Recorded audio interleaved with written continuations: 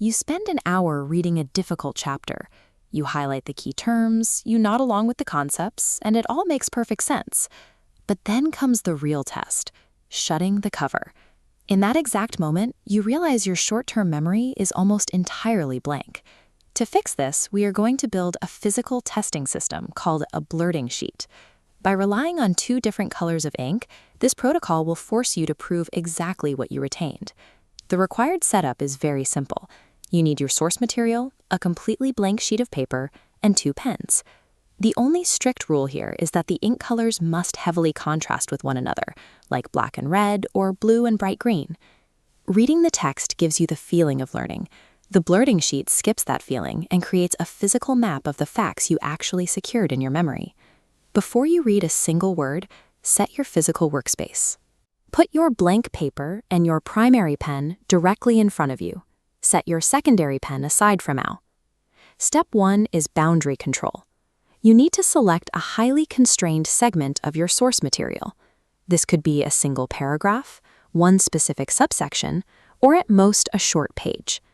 The main reason this system fails for people is volume. If you try to consume a full 5-page chapter at once, you will overload your brain's capacity to hold new data. Now, read your chosen chunk.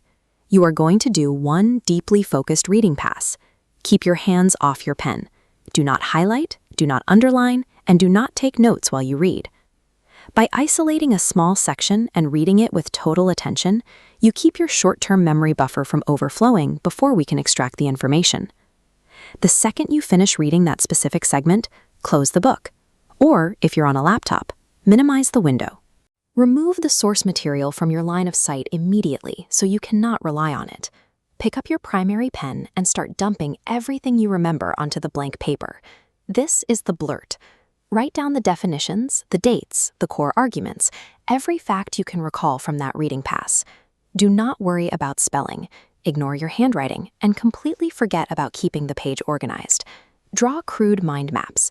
Use messy bullet points. Connect ideas with arrows or sketch little diagrams. The format doesn't matter. If a fragment of a sentence makes it out of your brain and onto the paper in your primary ink, you've successfully captured it. This unedited, chaotic extraction is your baseline. It is the only metric that proves what information survived the initial reading phase. Now that your memory is empty, reopen your source material. Put down your primary pen and pick up your secondary color. This is the audit phase.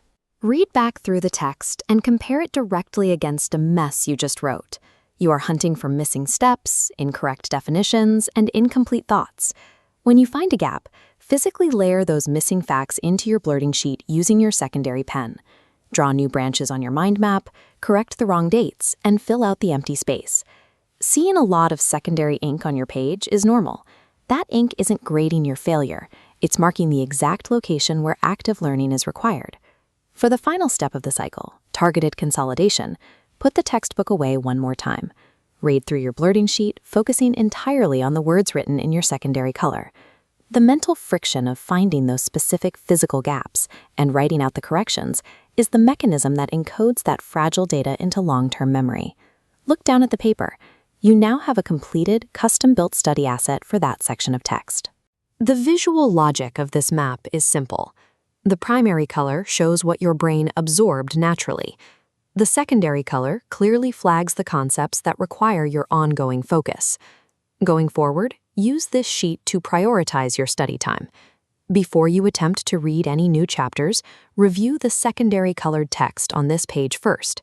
There is one strict contingency plan. If you finish your audit and realize over 50% of your sheet is written in your secondary color, the gap is too large.